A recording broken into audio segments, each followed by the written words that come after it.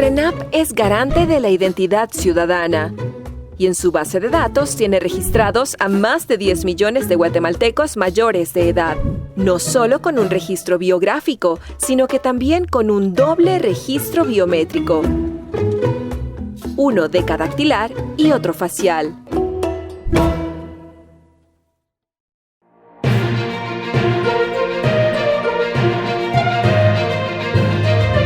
Hola, ¿cómo están? Bienvenidos y bienvenidas a RENAP Online, este programa que martes a martes a las 11 de la mañana les trae el acontecer del Registro Nacional de las Personas, a RENAP. Todas las semanas un tema muy interesante del cual usted debe conocer y hoy tenemos a un invitado muy especial.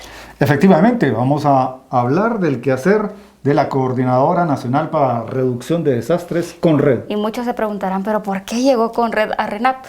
Y sabrá usted y comprenderá por qué razón tenemos a este invitado especial. Para ello agradecemos la presencia del licenciado David de León, portavoz de CONRED. ¿Cómo está, David? Gracias por la invitación, es un gusto estar acompañándoles en esta oportunidad. Muchas gracias. Hablemos, ¿cuáles son las funciones de CONRED? Bueno, CONRED es la Coordinadora Nacional para la Reducción de Desastres, creada en el 1996, con la Ley 109/96, lo cual se crea para prevenir, mitigar, responder y participar en todos los procesos de recuperación ante los desastres que se presentan en el país. Sabemos que Guatemala a lo largo de la historia ha sido impactada por diferentes fenómenos que se han presentado. Y esto genera que también al mismo tiempo como se responde a una emergencia, pero también se deben realizar acciones de prevención. Y es ahí donde nace CONRED en el 96 para realizar todo este proceso de coordinación con diferentes entidades. No está de más que le hagamos esta pregunta, pero ¿cómo es que funciona CONRED, David? Bueno, CONRED es un sistema, CONRED lo integramos cada uno de nosotros, cada guatemalteco, cada entidad pública, también la iniciativa privada está integrada dentro de todo esto. Somos más de 100 entidades entre instituciones públicas, privadas que estamos involucrados, participando en todos estos procesos. Entonces, funcionamos como un sistema, no tenemos que ver a CONRED Sombro como los del chaleco naranja, como estoy uniformado en esta oportunidad, sino que vernos como todo un sistema. Y es ahí, por ejemplo, donde RENAP tiene una función principal, donde cada entidad, cada ministerio, cada dirección, cada persona con un reporte juega un papel principal en todo este proceso.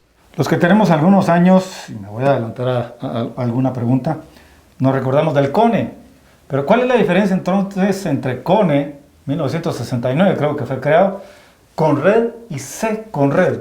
Bueno, sí, el CONE era el Comité Nacional de Emergencias que sí, en 1969 se crea dentro del mismo ejército de Guatemala para responder a la emergencia del huracán Francelia que afectaba el país. Luego en el 96 se da este proceso de cambio en donde ya no vemos o priorizamos el desastre como tal, sino que trabajamos en torno a la condición de riesgo. Entonces se crea la Ley 109/96, donde nace CONRED, la Coordinadora Nacional, y el enfoque es más que todo trabajar en procesos de coordinación. En el 96, tenemos que hablarlo porque era de esta manera en la región centroamericana, se estaba realizando ese cambio, ese enfoque, pero Guatemala llevó la iniciativa de trabajar todo como un sistema enfocado en el riesgo como tal y no en el desastre como los otros países lo venían manejando. Luego Mitch en el 98 hace un parteaguas en toda la región y se profundiza más y los otros países también cambian su ley. Y la Secretaría Ejecutiva de CONRED es la entidad en la zona 13, en la avenida Hincapié, que allí se encuentra la sede de CONRED, acá a nivel de la ciudad de Guatemala, y es el centro para las diferentes sedes departamentales. Ahí está la Secretaría Ejecutiva que se encarga de ejecutar todo lo que el Consejo Nacional, porque existe un Consejo Nacional donde se toman las decisiones, es un consejo que está colegiado como tal, lo integran diferentes entidades y en este caso también lo coordina el Ministerio de la Defensa, pero la idea es que la Secretaría Ejecutiva realiza esa parte, ejecutar todo lo que el Consejo indica. Usted lo indicaba anteriormente, CONRED somos todos. Con nuestras acciones, con nuestro comportamiento, con nuestro diario vivir, nosotros hacemos también posible la CONRED y mencionó al Ministerio de la Defensa como uno de los ministerios con los que mantienen estrecha relación. Pero ¿cuáles son estas otras instituciones que no se pueden dejar de lado y que siempre se mantienen en constante comunicación y trabajo con la CONRED? Bueno, tenemos, por ejemplo, también al Ministerio de Salud Pública y Asistencia Social, el Ministerio de Comunicaciones, el Ministerio de Gobernación, el Ministerio de Educación, principalmente estos ministerios, pero al momento de que sea necesario que participe, por ejemplo, un Ministerio de Desarrollo Social, el Ministerio de Finanzas sí forma parte del Consejo, pero a la hora de que sea necesario llamar a una entidad, al representante, a la autoridad, se le convoca para que también acuda a una reunión específica, ¿verdad? Pero son las entidades los que toman esas decisiones, al igual que hay un representante de los bomberos, representante de la Asamblea de Colegios Profesionales, y como lo hemos dicho, el desastre como tal, la emergencia como tal, nos afecta a todos. Entonces también hay un integrante o un representante, mejor dicho, del CACIF como parte también de toma de decisiones al momento de una emergencia. Las reuniones del Consejo Nacional se realizan ordinariamente cada 3 meses, pero si es necesario, como lo hemos tenido últimamente tantas emergencias, hay reuniones extraordinarias. Y cada uno de estos ministerios o cada una de estas entidades se reúnen también porque hay diferentes protocolos por amenazas que tenemos en el país. La amenaza actualmente es el tema sanitario. Entonces el Ministerio de Salud tiene un papel principal liderando todos los procesos, por ejemplo, pero cuando llega a ocurrir una situación, por ejemplo, socioorganizativa, es Ministerio de Gobernación que ya entra en ese papel, y todo, en el caso del Consejo, lo coordina el Ministerio de la Defensa Nacional. David, por ejemplo, en RENAP yo sé que hay una persona que está como designada con la comunicación con CONRED. ¿Esto se da en casos de emergencia? Sí, tenemos, por ejemplo, cada una de las entidades nombra a un representante o enlace, le llamamos nosotros, el enlace interinstitucional de RENAP, por ejemplo, con CONRED, que al momento de una emergencia se le convoca para que llegue al centro de operaciones de emergencia. Así como funciona acá, que es a nivel nacional, también puede existir a nivel de los COEs o centros de operaciones de emergencia departamentales. La idea es poder tener una comunicación directa, tener ese enlace directo, y hay un espacio físico para que la persona, en este caso un enlace de RENAP, esté en el COE nacional, esté participando en reuniones y pueda trasladarnos información de una forma más rápida, y para que esta información nos va a servir para la toma de decisiones, o va a servir, mejor dicho, para la toma de decisiones del Consejo Nacional. Y para que sea lineal entre CONRED y las instituciones. Exacto, la idea es que sea un proceso con el que la persona que es nombrada por la entidad, que tenga la toma de decisiones en el momento también, y que sea un proceso coordinado, un proceso que sea breve y que la atención para la población sea lo principal, que eso es lo que al final buscamos todas las instituciones. Claro. ¿Se capacita a estos enlaces, David?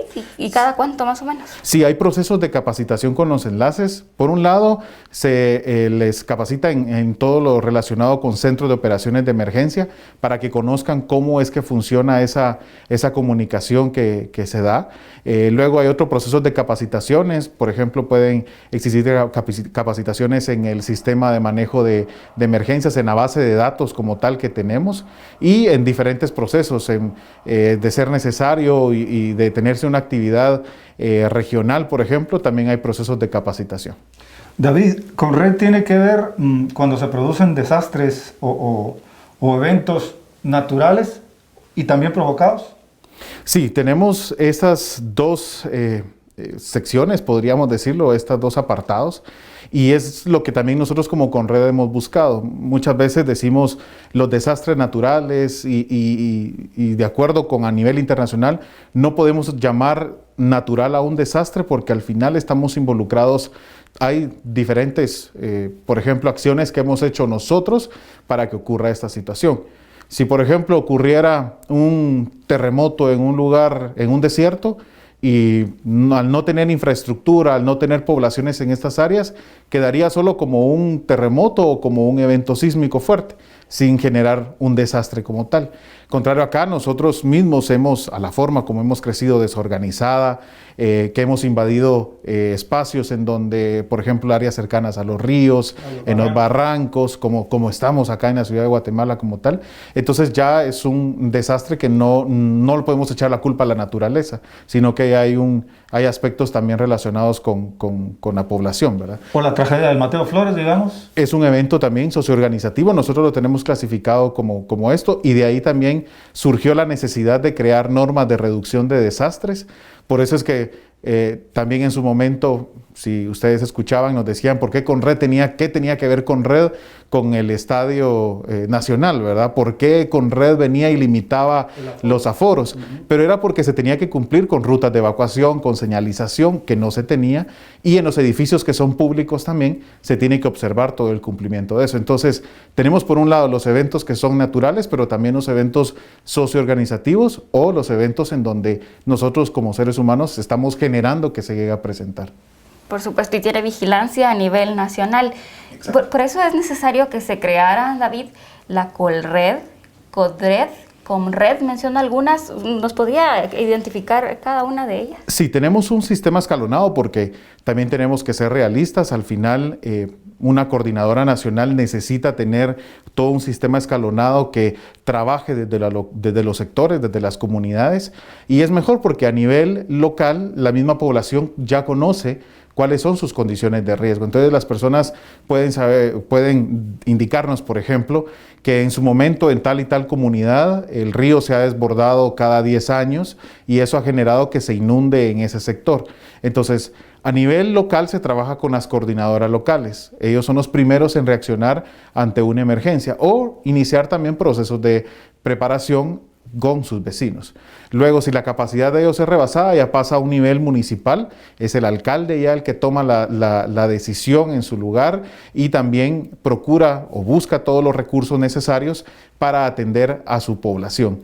Si a nivel municipal la capacidad también sobrepasa, ya va al otro que es a nivel departamental. Los gobernadores departamentales también realizan todo ese ejercicio. Hay un proceso también a nivel regional, las coordinadoras regionales, y luego a nivel nacional, ¿verdad? Entonces, lo que se busca es que en un sistema escalonado se trabaje, el involucramiento de la población es vital, porque muchas veces tal vez hemos conocido de algunas personas que están involucradas en la comunidad, en los barrios, por ejemplo, pero también hay otras personas que no les gusta involucrarse, no quieren participar.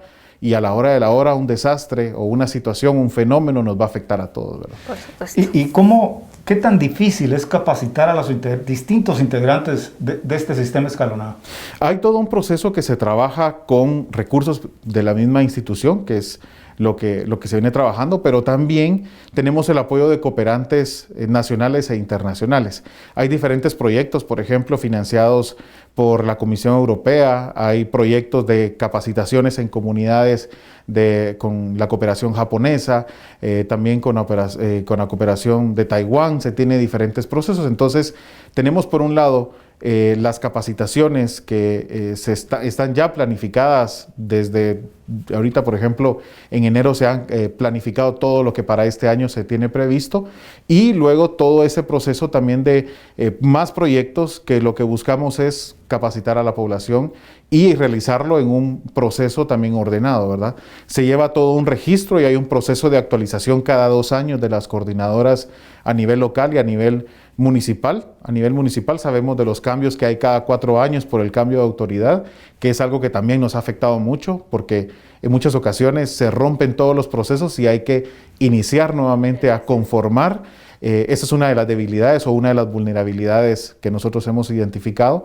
Y luego el proceso a nivel departamental. Pero cada uno hemos realizado estos dentro de la misma planificación, poder continuar trabajando en la preparación por un lado de las autoridades, pero también por otro lado de la población, que tenemos que involucrarnos todos, ¿verdad? Por supuesto. ¿Y de qué herramientas se hace valer precisamente Conred para poder llegar a la población? Divulgar sus planes para un año, por ejemplo, o locales.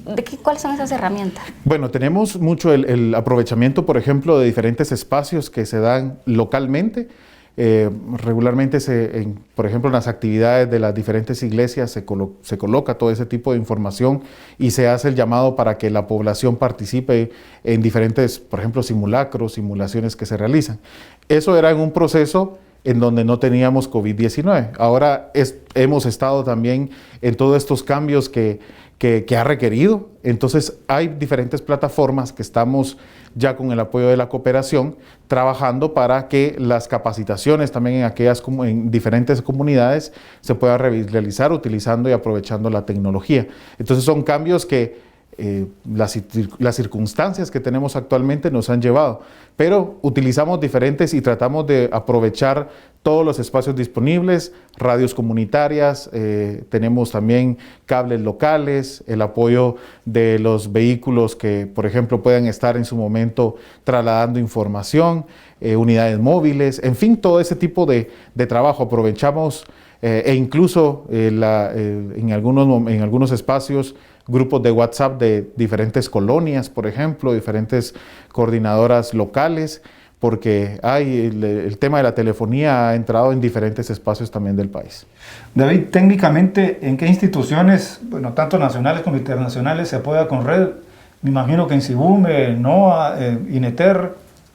Sí, tenemos el trabajo a nivel nacional con el Insibume. El Insibume es toda la parte científica. Insibume nos indica, por ejemplo, cómo estamos con los frentes fríos, cómo se viene esa transición a época calurosa ya próximamente, la temporada de lluvia, la proyección de lluvias, qué áreas se puede tener. Todo ese trabajo se realiza con el Insibume. Pero a nivel internacional también se tiene comunicación con, por ejemplo, el Centro Nacional de Huracanes de Estados Unidos, se tiene buena comunicación con entes regionales, INETER en Nicaragua, el Ministerio de Ambiente también de El Salvador que nos traslada información, desde Costa Rica también se tiene todo un trabajo coordinado y hay una buena comunicación también entre las diferentes entidades. Eso es algo que fortalece no solo a Guatemala, fortalece a toda la región y también la comunicación con México. México es principalmente con las autoridades del estado de Chiapas, se viene trabajando mucho en todo lo relacionado con gestión integral de riesgo. Que al final de cuentas tiembla en México, se siente en Guatemala, se siente en El Salvador, ¿verdad? Exacto, entonces tenemos que verlo ya no individual, sino que trabajar como región. Entonces es ahí también donde surge el espacio de CEPREDENAC, que CEPREDENAC es un ente como las diferentes CONRED de toda Centroamérica, que están aglutinadas y todos los esfuerzos se ven como una región, no como cada país. Trabajar en conjunto también se ve reflejado en el COE, David, y si nos podría explicar más cómo funciona el COE. Sí, el COE, el Centro Nacional Centro de Operaciones de Emergencia Nacional, sí. Ahí están integrados por cada uno, como hemos dicho, un enlace interinstitucional que están divididos en 4 secciones, en atención a la población, en todo el tema de comunicaciones, en fin, cada una de las entidades tiene un rol principal. Tenemos como base para que opere el Centro de Operaciones de Emergencia el Plan Nacional de Respuesta, que es el Plan Nacional nos indica qué instituciones son las entidades rectoras y qué entidades entran o apoyan a una función como tal, de atención a la población, por ejemplo. Entonces, dependiendo del evento que se presenta, así se pueden ir activando las diferentes funciones. En estos momentos estamos activos con la función 13, que es función de alimentos por el tema de COVID, el apoyo en diferentes comunidades. Por todo lo relacionado con las tormentas era otro tipo de funciones, por ejemplo, era la función 14 de apoyo de asistencia internacional y cada una de las funciones que el Centro de Operaciones pues incluye es buscar la atención o buscar el apoyo para la población lo antes posible. Y eso me hace recordar, Luis, que fue hace 2 años, en el 2018, cuando RENAP se sumó al COE y tuvo mucho que ver. Hay notas de prensa, hay evidencia, donde se refleja el trabajo de RENAP identificando a más de 3.500 personas que lamentablemente se vieron afectadas con el desastre de la erupción del volcán. Sí, el apoyo, por ejemplo, de RENAP, de remarcarlo, tuvimos... y más que todo porque sabemos de la situación en la que las familias estaban, una situación muy complicada en donde tuvieron que salir de sus viviendas y para poder tener acceso a un apoyo en donde se requiere, porque así lo establecen los protocolos, la identificación, por ejemplo, los documentos para poder recibir ese apoyo. RENAP incluso trasladó diferentes unidades brindando el apoyo directamente a la población. Eso creo que es de agradecer y reconocer todo el esfuerzo de las diferentes entidades, y en el caso de RENAP, que juega un papel principal. Todo eso, si no tengo ese documento, yo no puedo decir que yo soy David de León si yo no tengo mi DPI, ¿verdad? Entonces, era importante y se reflejó de esa manera en el apoyo que nos dieron para esa emergencia. Y sabemos, porque a raíz de esa emergencia también hubo modificaciones en los planes de respuesta, sabemos que podemos contar con RENAP también, y la población puede sentirse muy confiada en contar con el apoyo que RENAP puede brindar al momento de en el día a día, pero en una situación de emergencia sabemos que RENAP también va a estar para apoyar. Que incluso se menciona que en la mochila de las 72 horas es aconsejable tener el documento personal de identificación, pero ¿qué es la mochila de las 72 horas? Bueno, la mochila de las 72 horas es que, como sabemos que somos un país en donde puede ocurrir un evento, una emergencia, sí, tenemos que estar preparados. Entonces la mochila de las 72 horas es que nosotros seamos, porque la mochila es una por cada integrante de familia, no es una para toda la familia. Por 3 días, 72 horas, buscamos ser autosuficientes, y ya luego el apoyo de las autoridades va a llegar. Entonces la mochila incluye un cambio de ropa, documentos de identificación, es ahí donde tengo que cargar una copia de mi DPI o mi DPI como tal, incluirlo ahí, que no se nos olvide que tiene que estar el DPI ahí, y medicamentos, agua, alimentos no perecederos.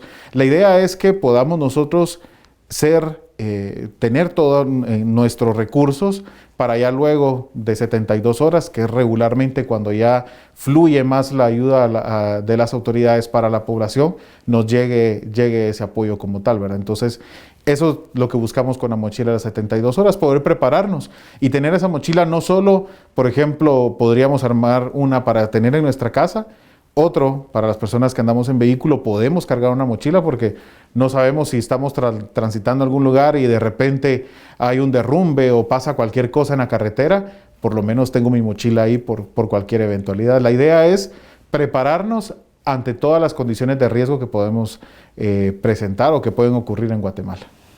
Repitamos, David, ¿por qué es importante el DPI en una mochila de 72 horas, o por qué es importante en cualquier caso de emergencia? Bueno, el DPI, como todos sabemos, si yo no tengo el DPI, yo no puedo decir que soy David de León y puedo indicar incluso la edad y todas identificarme como tal. Entonces es importante que cada uno de nosotros tengamos siempre nuestro documento, nuestro DPI. Yo aquí lo cargo, por ejemplo, entonces tengo mi DPI siempre y esto nos sirve incluso para identificarnos, para entrar a un edificio, una instalación, pero al momento de una emergencia, al cargar nuestro DPI, nos garantizamos que tenemos una forma de indicar y decir, yo soy el que vivía en esa casa, yo soy el familiar de tal y tal persona, y con ese DPI pues no me puede faltar. El DPI tiene que estar dentro de nuestra mochila las 72 horas. ¿Y qué lugar donde carga el DPI, David? Es aconsejable, porque nosotros los hombres en la cartera de atrás sí se puede dañar mucho. Sí.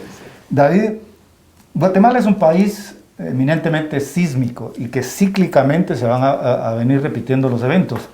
¿Qué tan difícil es convencer a la gente que no se puede predecir un terremoto?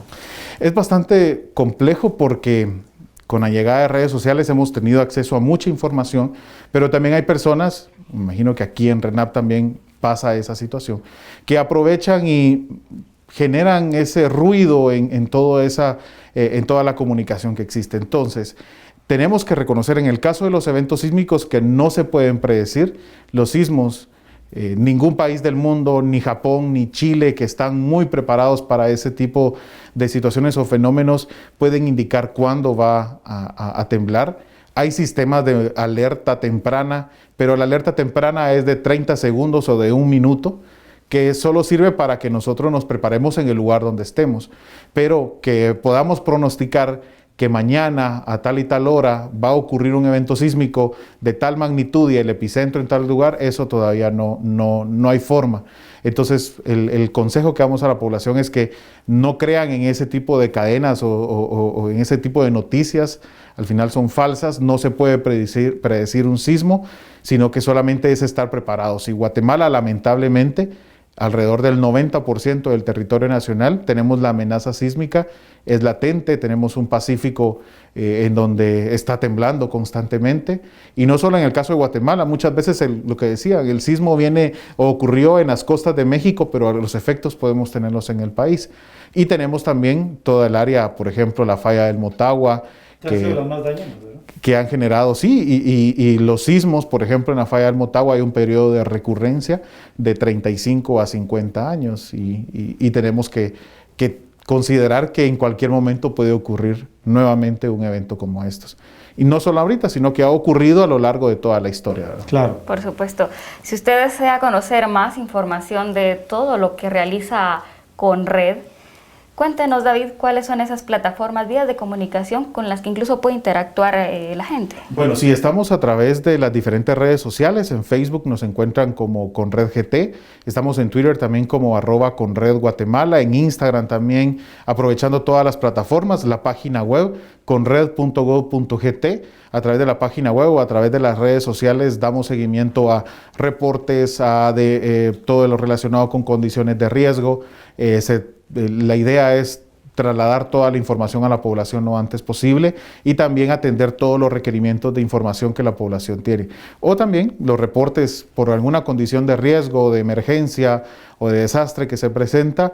El teléfono 119 de Conred está habilitado las 24 horas del día y son 3 dígitos, 119, para que las personas puedan comunicarse. David, durante esta época de pandemia, desde que inició diciembre, enero, ¿se intensificó el trabajo de Conred? Hemos mantenido podríamos decir, el trabajo al final, con toda la declaratoria de alertas rojas, porque tenemos 340 municipios declarados en alerta roja, los 22 departamentos. Entonces, todo el trabajo de Conred en el proceso de coordinación se ha mantenido. Luego, el año pasado tuvimos las tormentas Amanda, Cristóbal, Nana, Eta y Ota. Entonces, habría que, y lo hicimos de esa manera, un año con cinco tormentas que tuvimos el impacto o los efectos muy fuertes en el país. Entonces, todo el trabajo de Conred ha estado, por un lado, en el proceso de coordinación relacionado con la pandemia, pero no podemos olvidar los otros fenómenos o las otras temporadas. La época fría, la temporada de lluvias, incendios forestales, ahora ya se vienen las condiciones de calor, entonces hay que considerar todo esto dentro de todo nuestro escenario de condiciones de riesgo. Estamos llegando ya casi al final de esta interesante charla con David de León, portavoz de Conred. Es importante entonces recordarles la mochila de las 72 horas, agua, cambio de ropa, alimentos no perecederos y el DPI. El DPI, no olvidemos nuestro documento, también si tenemos una enfermedad o nuestro medicamento específico, debemos de tenerlo también en nuestra mochila, y nuestra fotocopia por ejemplo, de la propiedad, si vamos a tener de nuestra casa, por ejemplo, podemos también tenerla en esta mochila. Y hay aspectos, por ejemplo, que una persona en estos momentos puede decir, yo no voy a olvidar la linterna necesito echarlo ahí. Entonces también coloque la linterna. Hasta un frijolito, un teléfono. Un teléfono, sí. O incluso un radio portátil, como anteriormente se usaba y que ahora tal vez ya no se utiliza mucho, pero lo podemos utilizar ahí. Alguien puede decir, miren, yo necesito tener mi cajita de fósforos, incluya su cajita de fósforos.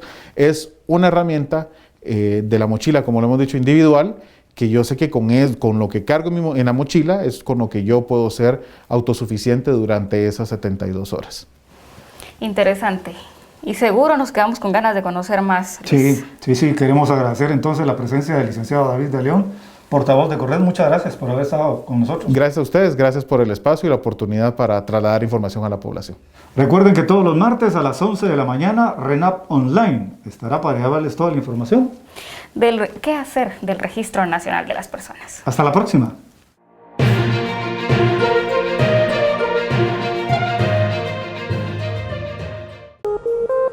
¿Sabías que?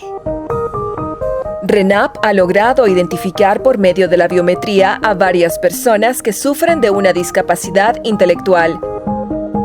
Y también ha facilitado la búsqueda de familiares de personas internadas en hospitales, asilos y centros de emergencia.